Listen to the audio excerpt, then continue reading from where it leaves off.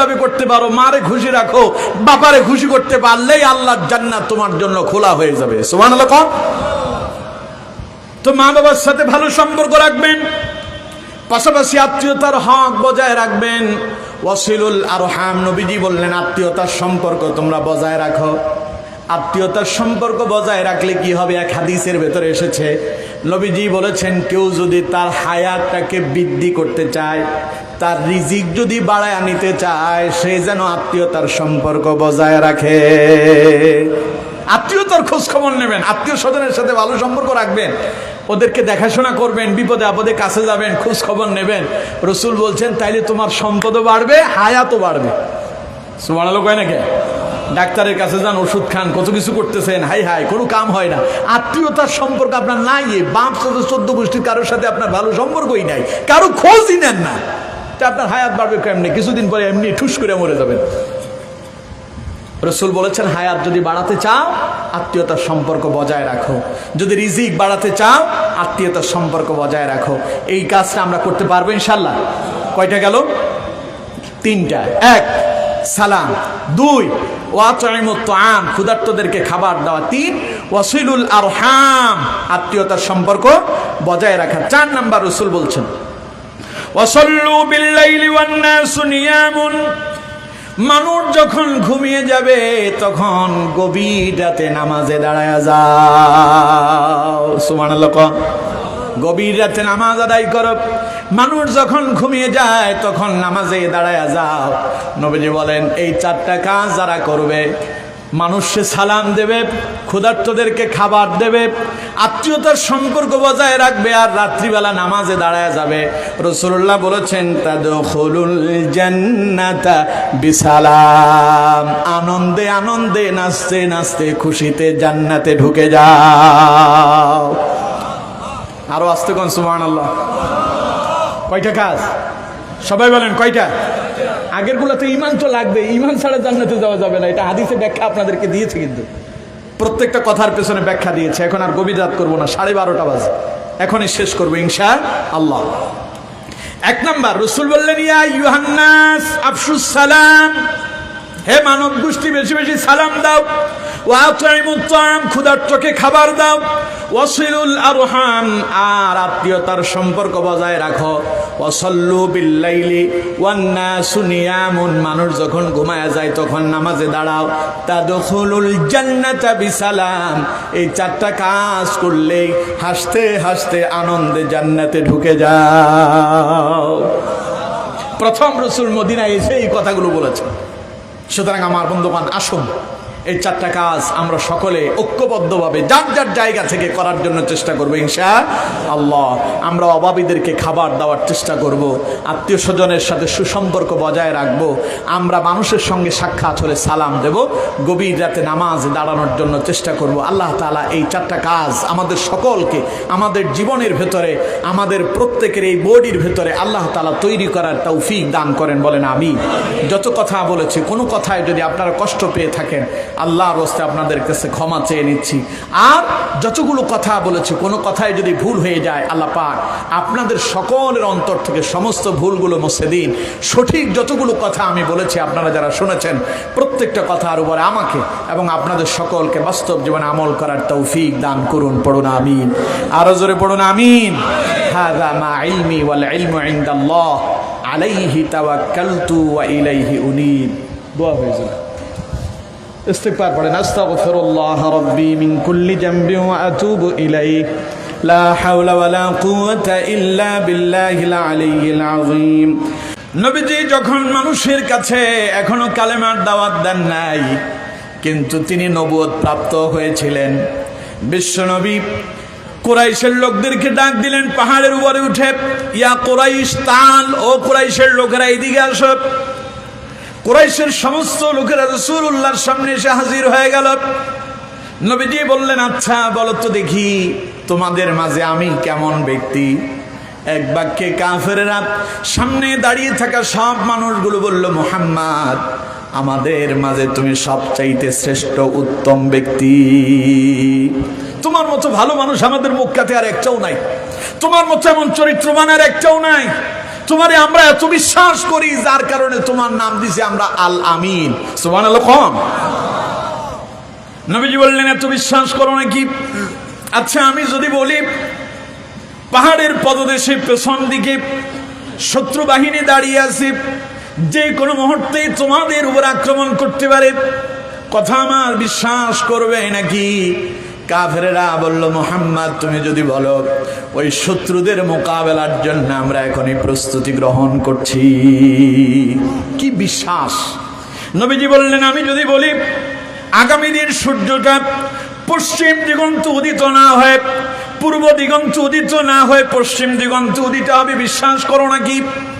উপস্থিত সমস্ত জনগণ এক বাক্যে জবাব দিল, মুহাম্মদ আমরা তোমারে এত বিশ্বাস করি, এত তোমারে মানি, তুমি যদি বলো আগামীকাল সূর্য পূর্ব দিগন্ত উঠবে না পশ্চিম দিগন্ত উদিত হবে, যতক্ষণ পর্যন্ত সূর্য উদিত না হচ্ছে ততক্ষণ পর্যন্ত মেনে নিতে বাধ্য হব। কি সুন্দর চমৎকার কথা, ঠিক না? কথা কয় না, ঠিক না? এবার নবীজি বললেন, ও কুরাইশের লোকেরা, ও মক্কার লোকেরা, ফায়া আইয়ুহান নাস, হে মানব গোষ্ঠী, তোমরা কি জানো নাকি আমি কে? ইন্নী রাসূলুল্লাহি ইলাইকুম জামিআ। আল্লাহ তাআলা আমাকে গোটা পৃথিবীর জন্য, বিশ্ববাসীর জন্য তিনি আমাকে রাসূল করে প্রেরণ করেছেন। সুবহানাল্লাহ। এই কথা শোনার পরে সামনে উপস্থিত মানুষগুলো খুব খুশি, না? একটু আগে বলছে তুমি আমাদের ভিতরে সবচাইতে শ্রেষ্ঠ ব্যক্তি। আচ্ছা কোন তো নবীরা কি পৃথিবীতে সবচাইতে উৎকৃষ্ট না নিকৃষ্ট? সবাই বলেন উৎকৃষ্ট না নিকৃষ্ট?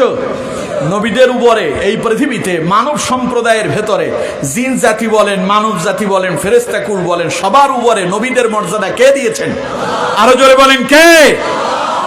কিন্তু এই নবী যদি বলে আল্লাহ আমারে নবী করে প্রেরণ করেছেন, কে বলছেন? মুহাম্মদ সাল্লাল্লাহু আলাইহি ওয়াসাল্লাম। একটু আগে সবাই বলল তুমি উত্তম ব্যক্তি, তোমার চরিত্র সবার চাইতে আলাদা, তোমার মতো মানুষই হয় না, যা বলো তাই বিশ্বাস করব, তোমারে তো আমরা আলামিন বলেছি, মহাবিশ্বের মহাবিশ্বাসী বলে আমরা তোমারে স্বীকৃতি দিয়েছি, তাহলে কেন তোমারে বিশ্বাস করব না?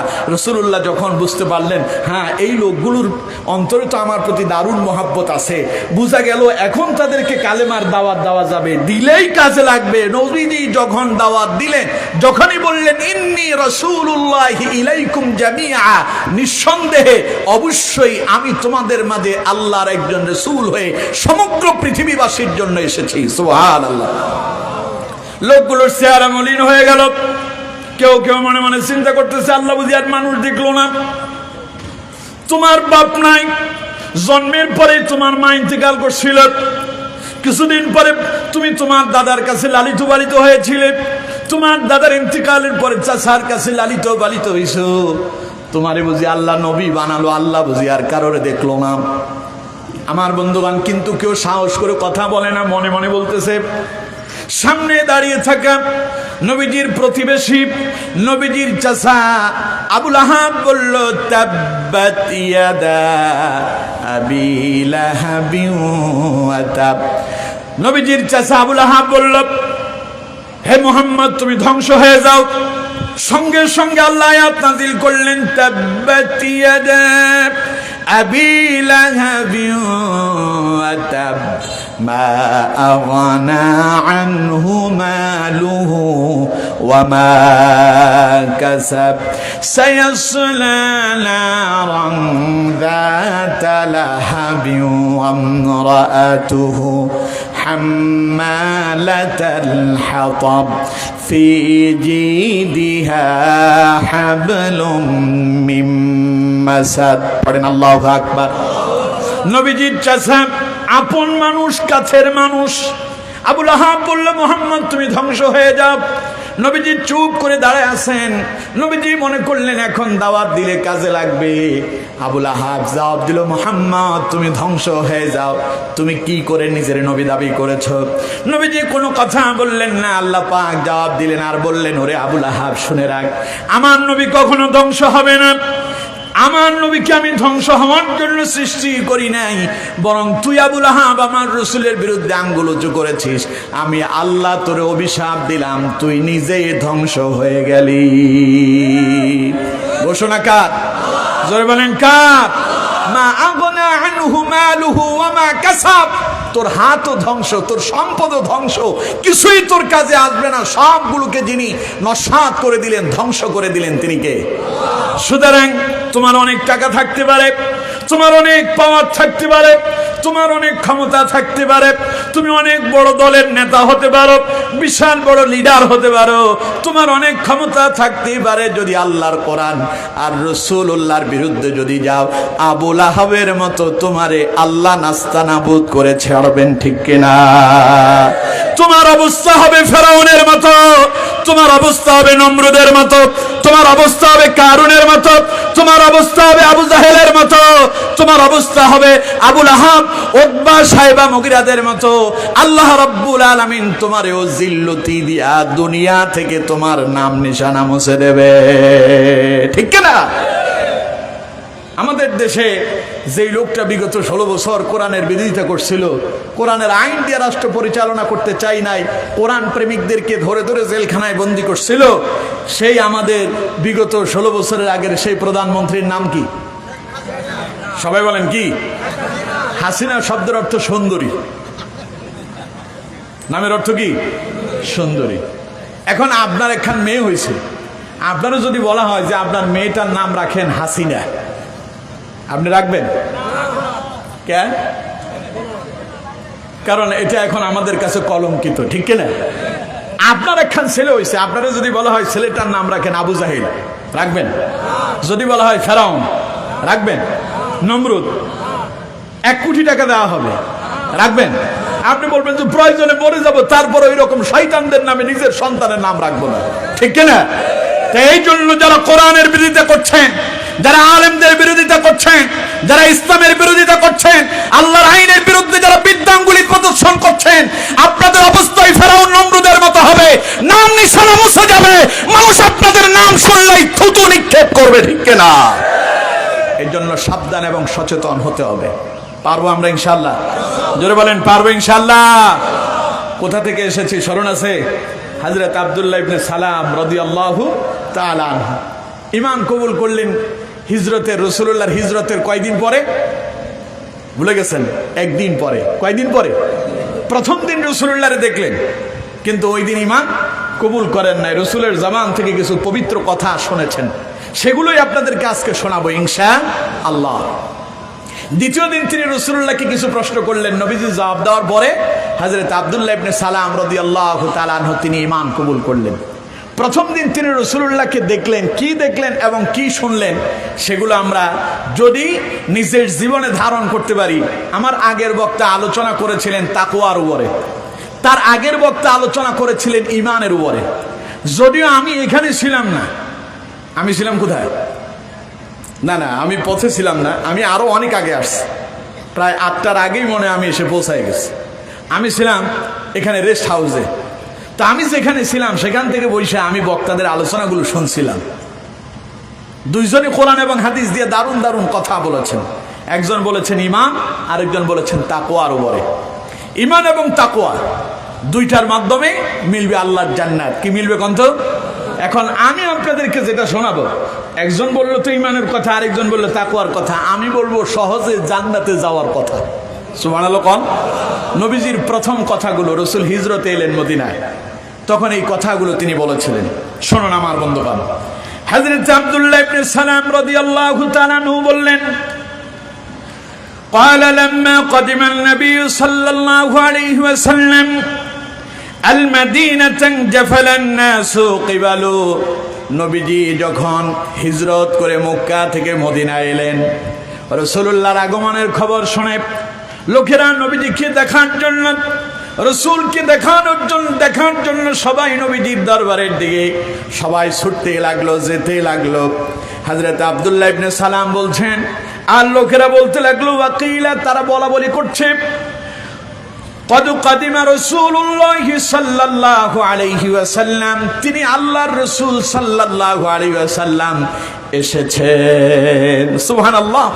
কেউ বলে নাই মুহাম্মদ আসছে, এই কথা কেউ বলেন নাই। কি বললেন? তিনি আল্লাহর রাসূল সাল্লাল্লাহু আলাইহি ওয়াসাল্লাম এসেছেন। হযরত আব্দুল্লাহ ইবনে সালাম বললেন, লোকেরা এই কথাটা একবার বলেনি, আমি শুনতে পেলাম যে লোকটা এই কথা বলতেছে একবার নয়, তার জবান দিয়া 3 বার বের হয়েছে।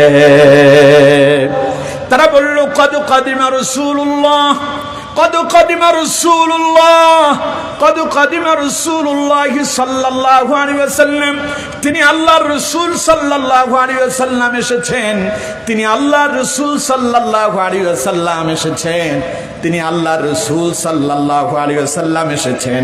হযরত আব্দুল্লাহ ইবনে সালাম বললেন, ফাজিতু ফিন নাসি আনজুরা, লোকেরা তারে দেখলো, আমিও তাদের ভেতরে গিয়া মহানবী বিশ্বনবী মুহাম্মদুর রাসূলুল্লাহ সাল্লাল্লাহু আলাইহি ওয়াসাল্লামকে আমিও একটু দেখে নিলাম। সবাই দেখলো, তাদের মাঝে আমিও রাসূলুল্লাহরে দেখলাম। কি দেখলাম? এবার তিনি বলছেন, ফালাম্মা তাবায়্যানতু ওয়াজহাহু, আমি তার চেহারা মোবারকটা ভালো করে দেখলাম। আরাফতু আন্না ওয়াজহাহু লাইসা বিওয়াজহি কাযাব, আমি তার মুখমণ্ডল দেখে আমি যা বুঝতে পারলাম তা হলো এই লোকটার চেহারা কোনো মিথ্যাবাদীর চেহারা নয়। সুবহানাল্লাহ।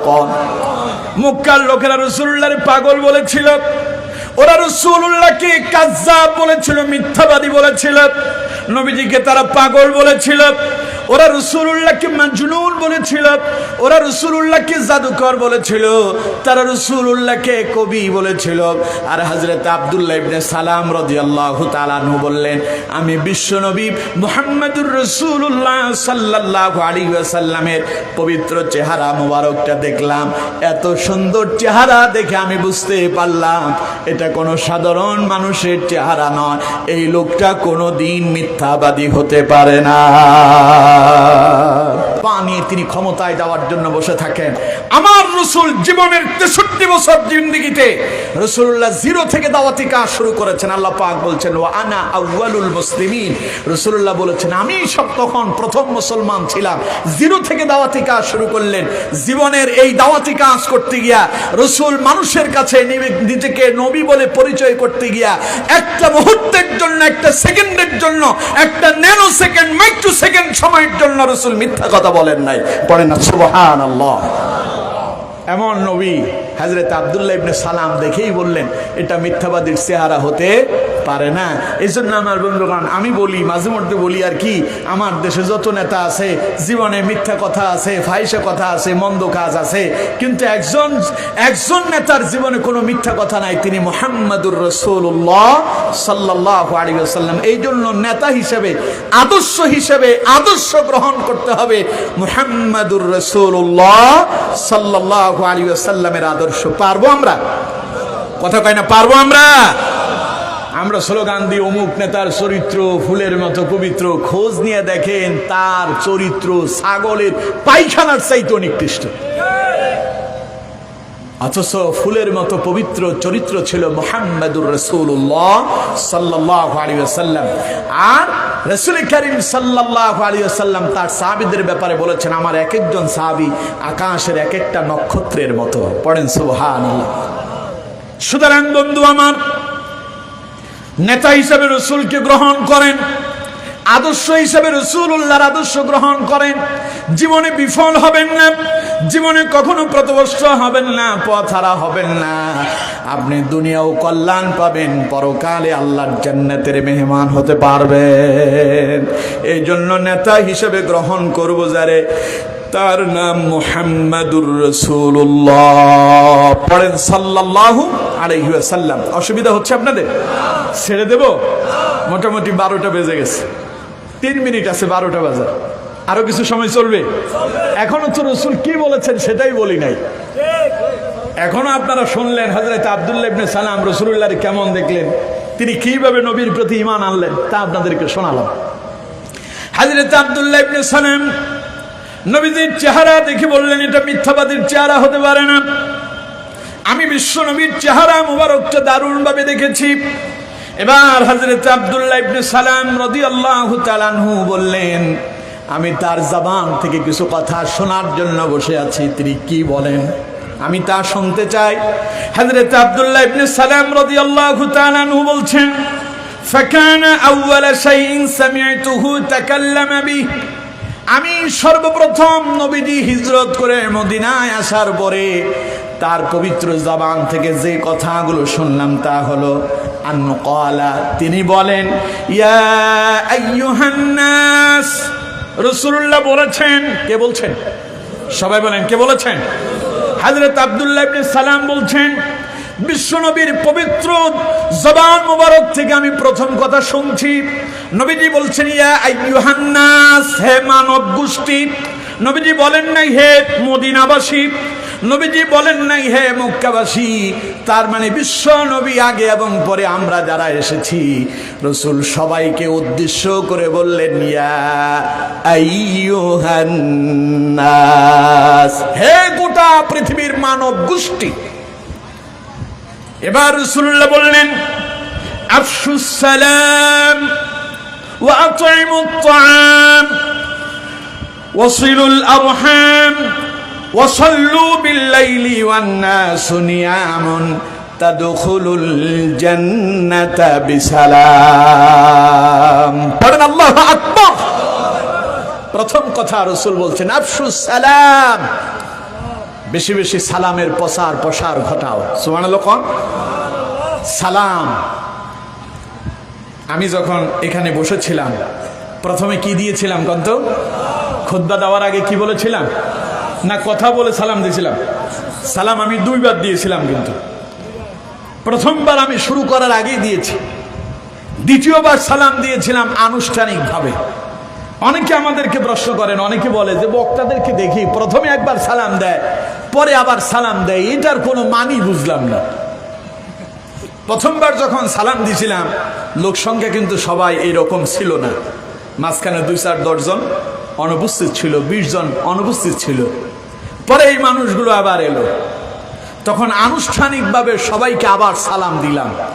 কথা বুঝতে পারছেন? নবী করিম সাল্লাল্লাহু আলাইহি ওয়াসাল্লাম বললেন, আফশুস সালাম। প্রথম কথা কি? সালামের প্রসার করো, সালামের প্রসার ঘটাও, বেশি বেশি সালাম দাও, পরস্পরের মাঝে সালামের ব্যাপক প্রচলন ঘটাও। এখন প্রশ্ন হলো, আমরা কি সবাই সালাম দেই? যে ইনশাআল্লাহ কিছু মানুষ তো পাওয়া যাবেই, আলহামদুলিল্লাহ। কিন্তু আমাদের মাঝে অনেক মানুষ আছে সালাম দিতে পারে না। আছে না এরকম? সবাই বলেন আছে না? আচ্ছা, আপনারা কি রাগ করতেছেন? তো পেছনের লোকজন কথা কয় না কেন? সবাই একটু আওয়াজ দিয়ে কন্ত, আমরা কি সবাই সালাম দেওয়ার দরকার আছে না নাই? আসুন, সালাম এলো কোত্থেকে? একজন মানুষ পারবেন কিনা বলেন তো দেখি, সালাম এলো কোথা থেকে? বলতে পারবেন কেউ? জানেন না। সালাম এসেছে জান্নাত থেকে। সুবহানাল্লাহ বললেন না? সালাম কোথা থেকে এসেছে? জান্নাত থেকে। দেখুন, হাদিস আপনাদেরকে শোনালে আপনারা বুঝতে পারবেন। হাদিসটি বুখারীর ভিতরে এসেছে। নবী করিম সাল্লাল্লাহু আলাইহি ওয়াসাল্লামের প্রিয় সাহাবী হযরত আবু হুরায়রা রাদিয়াল্লাহু তাআলা আনহু তিনি হাদিস বর্ণনা করছেন। হযরত আবু হুরায়রা বলছেন, আনিন নবী সাল্লাল্লাহু আলাইহি ওয়াসাল্লাম, রাসূল করিম সাল্লাল্লাহু আলাইহি ওয়াসাল্লাম বলছেন, ক্বালা, নবীজি বলেন, খালাকাল্লাহু আদম আলা সূরাতি, আল্লাহ তাআলা হযরত আদম আলাইহিস সালামকে সর্বোত্তম সৌন্দর্য দিয়া তিনি আদম আলাইহিস সালামকে তৈরি করেছেন। সুবহানাল্লাহ। তুলুহু 60 যিরা, তাকে লম্বায় আল্লাহ তাআলা 60 হাত বানাইছেন। কত হাত? আপনি কয় হাত? আপনি 3.5 হাত। নিজের হাতে নিজে কত? 3.5 হাত।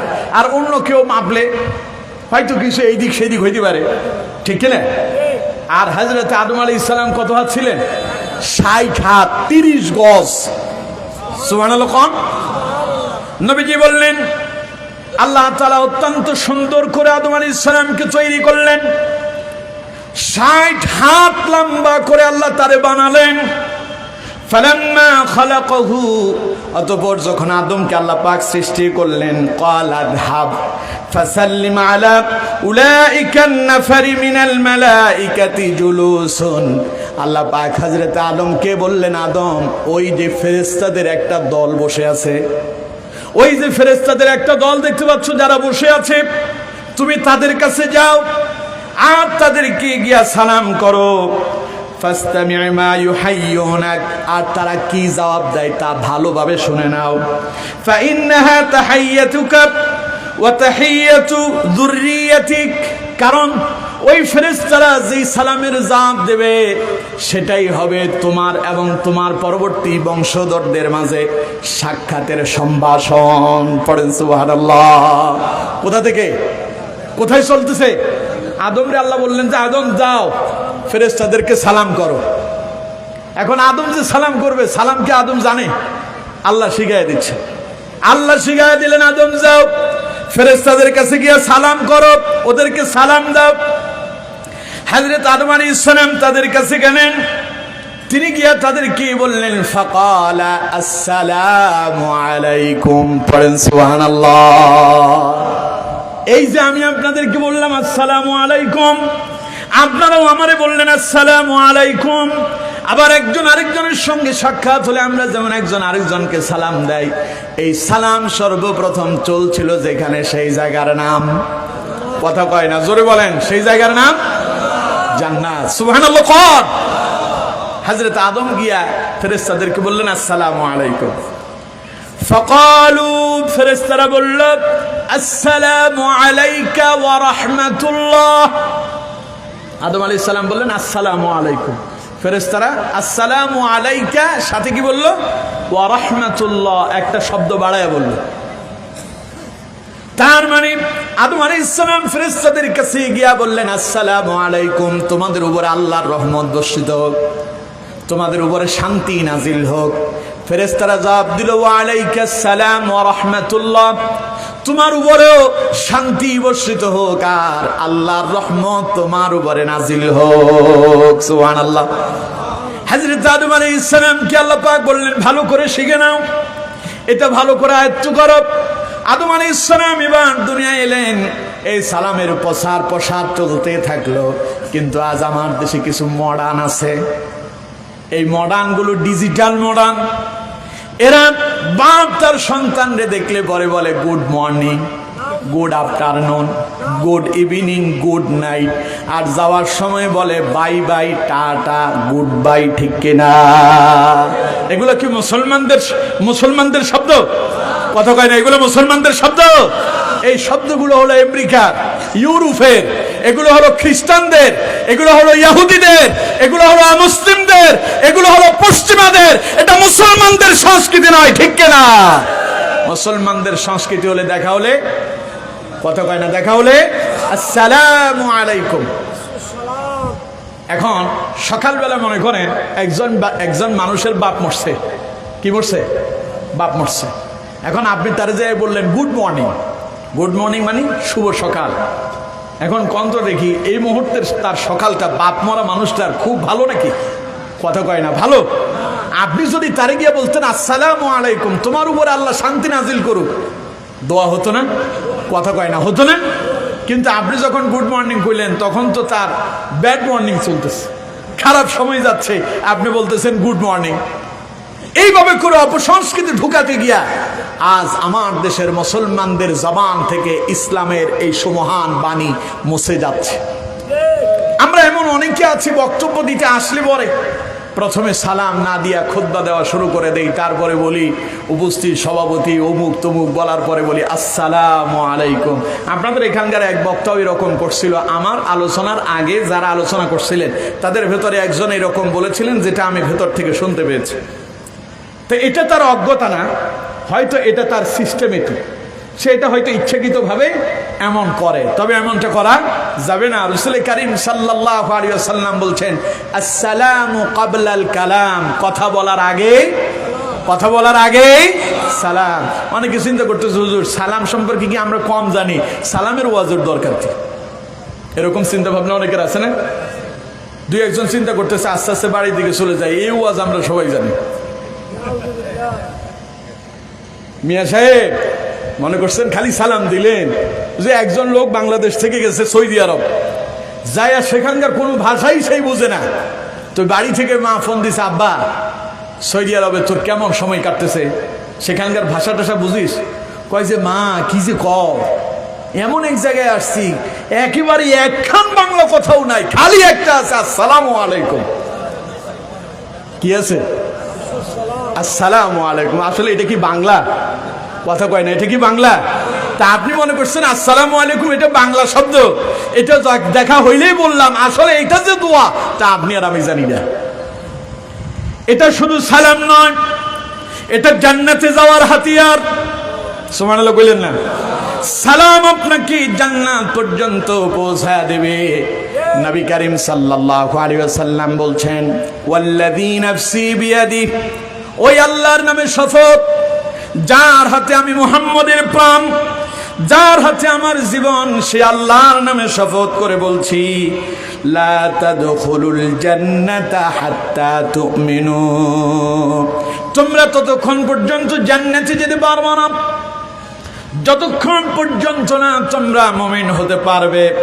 ওয়ালা তুমিনু হাত্তা তাহাব্বু, তবে তোমরা ততক্ষণ পর্যন্ত মুমিনও হতে পারবে না যতক্ষণ তোমাদের পরস্পরের মাঝে ভালোবাসা সৃষ্টি না হবে। তাহলে মুমিন হওয়ার জন্য কি লাগবে? ভালোবাসা। মুমিন হওয়ার জন্য কি লাগবে? ভালোবাসা। আর জান্নাতে যাওয়ার জন্য লাগবে ঈমান। জান্নাতে যাওয়ার জন্য কি লাগবে? যার অন্তরের ভিতরে যাররা পরিমাণ ঈমান থাকবে, দুনিয়ায় সে যত বদ আমল করছে, নামাজ পড়ে নাই, সুদ খেয়েছে, ঘুষ খেয়েছে, জিনা করছে, ব্যভিচার করছে, অন্যায় করছে, অপরাধ করছে, এগুলার জন্য জাহান্নামে শাস্তি ভোগ করবে। ঈমান থাকার কারণে একটা সময় আল্লাহ তাআলা তাকে জাহান্নাম থেকে বের করে আবার জান্নাত দান করবেন। সুবহানাল্লাহ। কোন যাররা পরিমাণ যদি কারো কাছে ঈমান থাকে, এটা হাদিস। আর রাসূল কারীম সাল্লাল্লাহু আলাইহি ওয়াসাল্লাম বলছেন, যার শেষ কথা হবে লা ইলাহা ইল্লাল্লাহ ফাদাখালাল জান্নাহ। নবীজি বলছেন, যার জীবনের শেষ কথা হবে লা ইলাহা ইল্লাল্লাহ, আল্লাহ তাকে জান্নাতে প্রবেশ করাবেন। সুবহানাল্লাহ পড়েন। তাইলে জান্নাতে যাওয়ার জন্য কি লাগবে? ভুলে গেছে। আরে না, জান্নাতে যাওয়ার জন্য লাগবে ঈমান। জান্নাতে যাওয়ার জন্য কি লাগবে? সালাম আপনারে জান্নাত পর্যন্ত নিয়ে যাবে, তা বুঝাচ্ছি। জান্নাতে যাওয়ার জন্য কি লাগবে? রাসূল বললেন, লা তাদখুলুল জান্নাতা হাত্তা তুমিনু, তোমরা ততক্ষণ পর্যন্ত জান্নাতে যেতে পারবা না যতক্ষণ না তোমাদের মাঝে ঈমান আসে। ঈমান না আসা পর্যন্ত তোমরা জান্নাতে যেতে পারবা না। ওয়ালা তুমিনু হাত্তা তাহাব্বু, আর তোমরা ততক্ষণ পর্যন্ত ঈমানদার হতে পারবা না যতক্ষণ তোমাদের অন্তরে পরস্পরের জন্য ভালোবাসা সৃষ্টি না হবে। তবে রাসূলুল্লাহ বললেন, আওয়ালা আদুল্লুকুম আলা শাইইন ইযা ফাআলতুমুহু তাহাব্বাবতুম, আমি কি তোমাদেরকে এমন একটা পথ নিদর্শন তোমাদেরকে বলে দেব না, এমন একটা পথ দেখা দেব না, এমন একটা কথা শেখা দেব না যে কথার মাধ্যমে তোমাদের পরস্পরের মাঝেই ভালোবাসা সৃষ্টি হবে? নবীজি বললেন, তাহলে তোমরা শুনে নাও, আফশুস সালামা বাইনাকুম, যদি তোমরা পরস্পরের মাঝে যদি ভালোবাসা সৃষ্টি করে ঈমানদার হয়ে যদি জান্নাতে যেতে চাও, নবীজি বলেন আফশুস সালামা বাইনাকুম, বেশি বেশি সালাম দাও। সুবহানাল্লাহ পড়ে। আমার বন্ধুগণ, তাইলে সালাম খালি দুনিয়ায় মানুষকে দিলেন, এটা বাংলা শব্দ নয়, এটা আপনি একজন আরেকজনের জন্য দোয়া করলেন, এই দোয়ার মাধ্যমে ভালোবাসা সৃষ্টি হবে, আর এই ভালোবাসার মাধ্যমে ঈমান সৃষ্টি হবে, ঈমানের মাধ্যমে আপনি জান্নাতে যাবেন। জান্নাতে গেলেও সালাম আছে না নাই? জোরে বলতে হবে, আছে না নাই?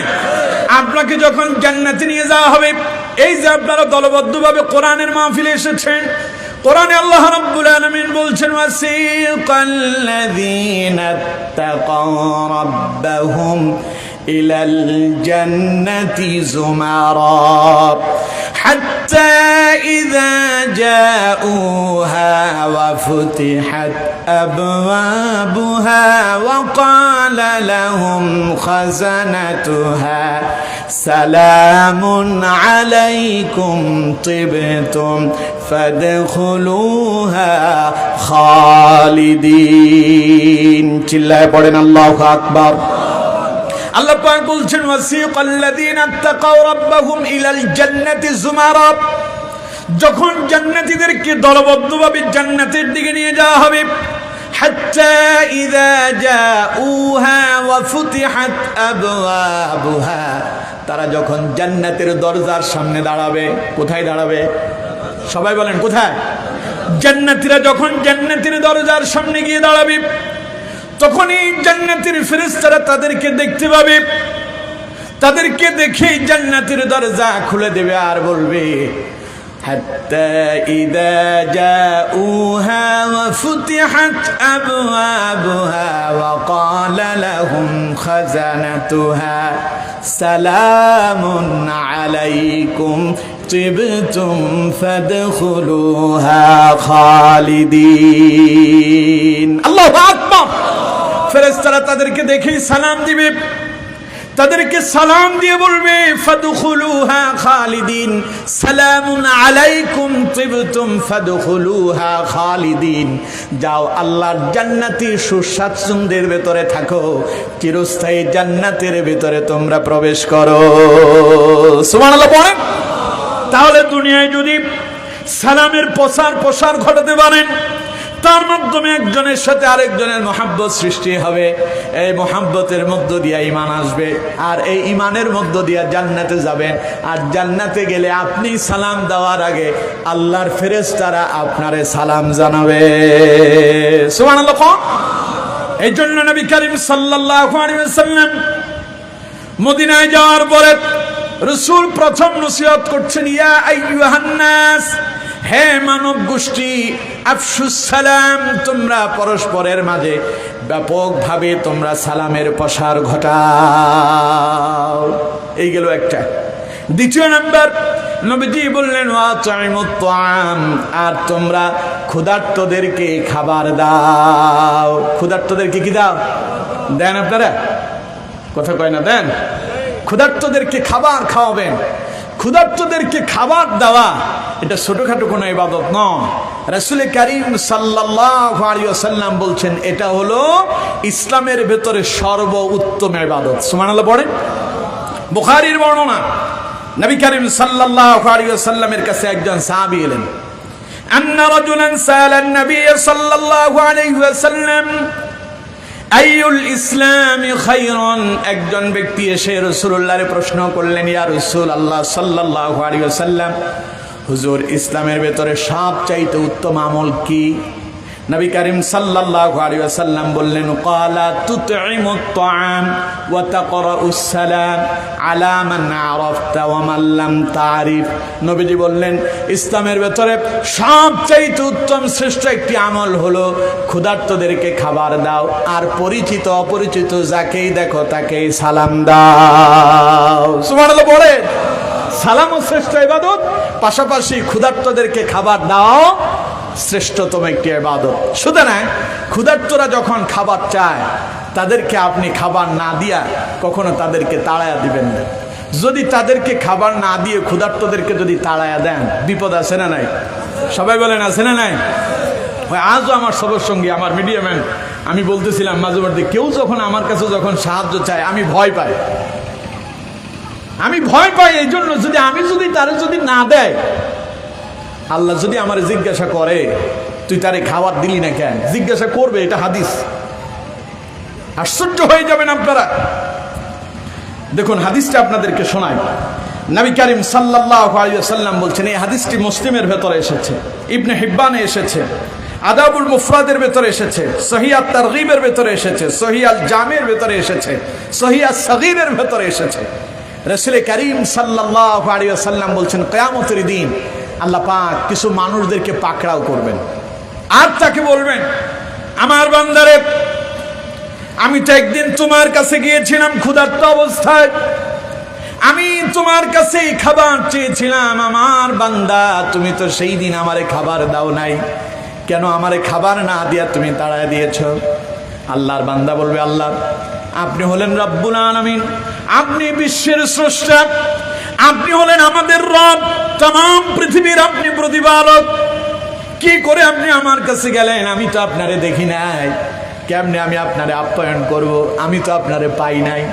আল্লাহ পাক বলবেন তখন, আমার বান্দা, ওই যে তোমার কাছে একজন দরিদ্র মানুষ আসছিল, ওই যে তোমার কাছে চৈটং বাজার থেকে বটতলি যখন স্কুল মাঠে তুমি যখন কোরআনের আলোচনা শোনার জন্য কোরআনের ময়দানের দিকে যাচ্ছিলে, একজন মানুষ তোমারে ডেকে বলেছিল, আমি একটু চা খাবো, আমারে 10টা টাকা দাও, অথবা আমার 1 কাপ চার সাথে একটা বিস্কিট কিনে দাও। তুমি তো সেই মানুষটারে খাবার দাও নাই। ওই ক্ষুধার্ত মানুষটারে সেই দিন যদি খাবার দিতে, সেই খাবারটা ওই ক্ষুধার্ত মানুষের নয়, বরং আমি আল্লাহকেই তুমি দিতে, আজ এই কিয়ামতে আমি আল্লাহ তোমারে তা ফেরত দিয়ে দিতাম। সুবহানাল্লাহ। এর জন্য আমার বন্ধুগণ, মানুষ যদি আপনার কাছে খাবার চায়, ওই মানুষদেরকে খাবার দেবেন, না হলে কিয়ামতের দিন পাকড়াও হওয়ার সম্ভাবনা আছে না নাই? সবাই বলেন না কেন, আছে না নাই? এর জন্য আমার বন্ধুগণ, ক্ষুধার্তদেরকে খাবার দেওয়া শ্রেষ্ঠতম একটি ইবাদত। নবী করিম সাল্লাল্লাহু আলাইহি ওয়াসাল্লাম বললেন, ওয়াতঈমুত তাআম, তোমরা ক্ষুধার্তদেরকে খাবার দাও। আর যদি আপনি ক্ষুধার্তদেরকে খাবার দিতে পারেন, জান্নাত থেকে, জান্নাতের একটা নহর থেকে আপনাকে যিনি পানি পান করাবেন, শরবত পান করাবেন, তিনি কে? কোরআনুল কারীমের সূরা দাহরের ভেতরে আল্লাহ রাব্বুল আলামিন অত্যন্ত চমৎকার ভাবে বলছেন, ইন্নাল আবরারা ইয়াশরাবুনা মিন কাসিন কানা মিজাজুহা কাফুরা আইনান ইয়াশরাবু বিহা ইবাদুল্লাহি ইউফাজ্জিরুনাহা তাফজীরা। আল্লাহ পাক বলছেন, নিশ্চয়ই ইন্নাল আবরারা ইয়াশরাবুনা মিন কাসিন কানা মিজাজুহা কাফুরা, আমি তাদেরকে কাফুর নামক নহর থেকে আমি আল্লাহ রাব্বুল আলামিন তাদেরকে মিশ্রিত পানীয় পান করাবো। বলেন সুবহানাল্লাহ। তাফসীরের ভেতরে এসেছে, ওই কাফুর নামক সে নহরটা হবে, ওই নহরের পানিগুলো হবে ঠান্ডা শীতল। ওই পানির ভেতরে আল্লাহ রাব্বুল আলামিন এমন এক সংমিশ্রণ করবেন, ওই যে আপনারা বাড়িতে ট্যাঙ্ক গুলেন, শরবত বানান, বিভিন্ন ফ্লেভারের বাজারে ট্যাঙ্ক পাওয়া যায় না? বিভিন্ন ফ্লেভারের আছে। আপনি চাইলে কাঁচা আমেরটাও পাবেন, পাকা আমেরটাও পাবেন, আপনি চাইলে কমলার স্বাদও পাবেন, আপনি চাইলে মালটার স্বাদেরটাও কিনতে পারবেন, চকলেটের স্বাদ দিতে চান তাও আপনি কিনতে পারবেন, যেটা মনে চায় সেটাই আপনি কিনতে পারবেন। আল্লাহ তাআলা বলছেন, ইন্নাল আবরারা ইয়াশরাবুনা মিন কাসিন কানা মিজাজুহা কাফুরা, এই কাফুর নামক নহরের পানিটাতে আমি এমন সংমিশ্রণ করব, এটাতে এমন এক সুগন্ধি হবে, এটা এত সুগন্ধযুক্ত হবে, লোকেরা যখন এটা পান করবে দেহটা সতেজ হয়ে যাবে এবং এটার ঘ্রাণে সে মুগ্ধ হয়ে যাবে। সুবহানাল্লাহ। এখানেই শেষ নয়, আইনান ইয়াশরাবু বিহা ইবাদুল্লাহ, আল্লাহ তার প্রিয় বান্দাদেরকে এখান থেকে পানি পান করাবেন, পাশাপাশি আল্লাহ রাব্বুল আলামিন ইউফাজ্জিরুনাহা তাফজীরা, ওই নহরটাকে আল্লাহ তাদের অধীনস্থ করে দেবেন। অধীনস্থ বুঝেন? এটা আপনার অধীনস্থ, আপনার মালিকানা বানায় দেওয়া হবে। আপনি একটা গরু পালেন, একটা ছাগল পালেন, আপনি মুরগি পালেন, হাঁস পালেন, সন্ধ্যাবেলায় যখন আপনার সময় এসে যায়, মুরগিটা অটোমেটিক তার দরজা দিয়া ঘরের ভেতরে প্রবেশ করে, ও তার দরজা চেনে, ঠিক কিনা? আপনি যে গরু পালেন, ছাগল পালেন, প্রতিদিন আপনি আপনার গরুটা ছেড়ে দেন, ও দেখবেন সময় মতো মাঠে চলে যাবে, সন্ধ্যা হলে আবার সেই নিজ থেকেই ফিরে আসবে, ঠিক কিনা? এটা হলো আপনার অধীনস্থ, আপনি তারা যেইভাবে চান সেইভাবেই চালাইতে পারেন। আল্লাহ রাব্বুল আলামিন বলছেন, আইনান ইয়াশরাবু বিহা ইবাদুল্লাহি ইউফাজ্জিরুনাহা তাফজীরা। দুনিয়ায় যারা ক্ষুধার্তদেরকে খাবার দেবে, অসহায়দেরকে সাহায্য করবে, মিসকিন ইয়াতীমদেরকে যারা খাবার দেবে, আল্লাহ রাব্বুল আলামিন তাদেরকে এমন এক নহর থেকে পানি পান করাবেন, সেই নহর তাদের অধীনস্থ করে দেবেন। জান্নাতীরা সেই নহরকে যেই দিকে চায় সেই দিকেই প্রবাহিত করতে পারবে। সুবহানাল্লাহ। আপনি আপনার ঘরের ভেতরে বসে আছেন চেয়ারের উপরে, জান্নাতে এরকম পালং খাট পালং থাকবে, সুবহানাল্লাহ কোন, ওইগুলো দুনিয়ার এগুলার মতো নয়, এগুলো আল্লাহ রাব্বুল আলামিন তৈরি করেছেন স্পেশাল ভাবে, সুবহানাল্লাহ পড়েন। জান্নাতের একটা ইট স্বর্ণের তো আরেকটা রূপার, সুবহানাল্লাহ বাড়ি যেয়ে বলবেন নাকি। জান্নাতের একটা ইট যদি দুনিয়াতে কেউ যদি কিনতে চায়, গোটা পৃথিবীটারে 3 বার বিক্রি করলে একটা ইটের দামই হবে না। সেই জান্নাতের আপনার জন্য জান্নাতে যে আসন থাকবে, স্বর্ণের আসন, মণিমুক্তা দিয়ে সাজানো থাকবে। এখন স্বর্ণের দাম কত? এক বড়ি প্রায় 2 লাখ টাকা পার হয়ে গেছে, ঠিক কিনা? কেনা যাবে? সবার কেনার এবিলিটি আছে? শেষ। ছেলেবেলেরা কয় বিয়ে আর করা যাবে না, মনে হয় কপালে মনে হয় বিয়ে নাই, কারণ বিয়ে করবো কেমনে, যেইভাবে স্বর্ণের দাম বাড়ছে, তো বিয়ে করার জন্য তো স্বর্ণ লাগবে। খুব টেনশনে আছে, টেনশনের দরকার নাই, স্বর্ণ ছাড়াও বিয়ে হবে, ঠিক কিনা? এক পথ যদি বন্ধ হয়, আল্লাহ আরেকটা পথ খুলে দেবেন ইনশাআল্লাহ। আমার বন্ধুগণ, তো জান্নাতে আল্লাহ তাআলা চেয়ার যেটা দেবেন স্বর্ণের তৈরি। প্রিয় বন্ধুগণ আমার, সেই জান্নাতে আপনার স্বর্ণের চেয়ারে আপনি বসে আছেন। আপনি এখন ঘরের ভেতরে যান, দরজা খোলার পরে স্ত্রীর বলা লাগবে, আমার স্ত্রী 1 গ্লাস পানি দাও।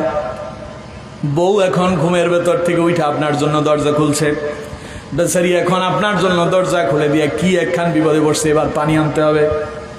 সেই যখন ডাইনিং টেবিলের কাছে গেল, গিয়ে দেখলো জগের ভেতরে পানি নাই, এবার তারে যেতে হবে টিউবওয়েলের কাছে, টিউবওয়েল থেকে পানি নিয়ে আসবে। এদিকে আপনার গলা শুকায় যাচ্ছে, আপনি বলবেন পানির তৃষ্ণায় বাঁচি না, এই বেটি পানি সময় মতো দিতে পারিস না, ঘরের ভেতরে ঘুমায় পড়ছিস, টেবিলে পানি রাখিস নাই, মরার সময়ও পানি ছাড়া মরা লাগবে, ঠিক কিনা? কিন্তু জান্নাতে যখন যাবেন, কাউকে আপনার ডাকতে হবে না, কাউকে আপনার বলতে হবে না। আল্লাহ রাব্বুল আলামিন বলছেন, আইনা ইয়াশরাবু বিহা ইবাদুল্লাহি ইউফাজ্জিরুনাহা তাফজীরা। এমন এক নহর থেকে আমি আমার বান্দাদেরকে পান করাবো, সেই নহর তাদের অধীনস্থ করে দেব। ওরা চাইলে তাদের বিছানার পাশ দিয়েও নহরটারে প্রবাহিত করতে পারবে। ওটার জন্য আপনার ওই যে আপনি টালি নিয়ে যান, কোদাল নিয়ে জমিনে যান, আপনি খন্তা কুড়াল নিয়ে যান, কাছি নিয়ে যান, কিচ্ছু নিতে হবে না, আলাদা ড্রেন কাটতে হবে না, পরিশ্রম করা লাগবে না। আঙ্গুল দিয়ে ইশারা দিয়ে বলবেন, পানি আপনার ঘরের বাইর দিয়ে প্রবাহিত হচ্ছে। আপনি ওই নহরটাকে ডেকে বলবেন, এই ঝর্ণা দ্বারা ওই দিক দিয়ে কেন যাস, আমার বিছানার চতুর্দিকে ঘুরে ঘুরে যা। আপনি বলতে দেরি হবে, ওই নহরগুলো আপনার চতুর্দিকে বিছানার, আপনার খাট পালং, আপনার ঘরের আশেপাশে চতুর্দিকেই বিচরণ করতে দেরি করবে না। কখন দেবেন আল্লাহ এটা?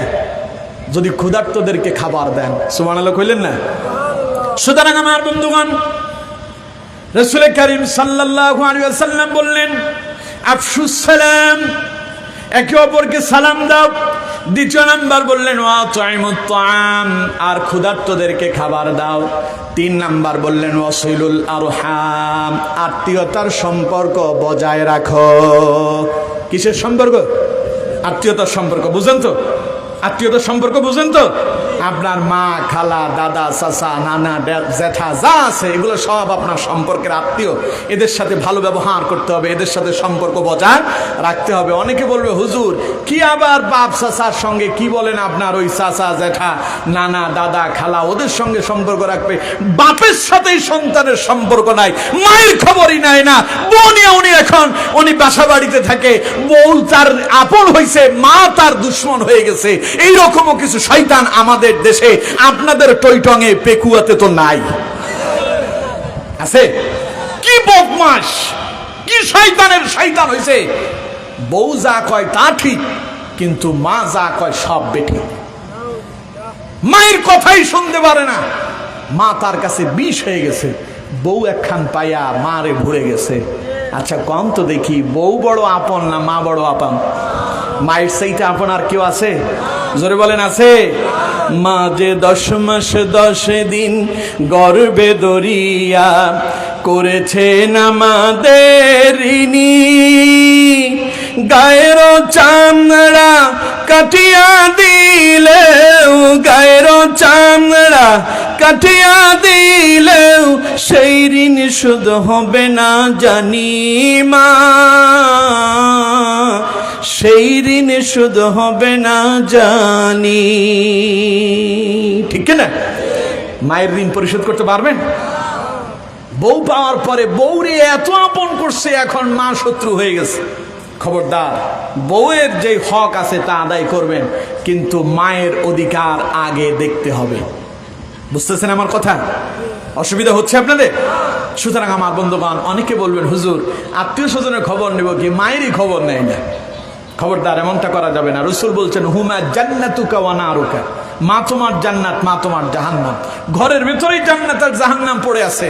যদি কাম ঠিকভাবে করতে পারো,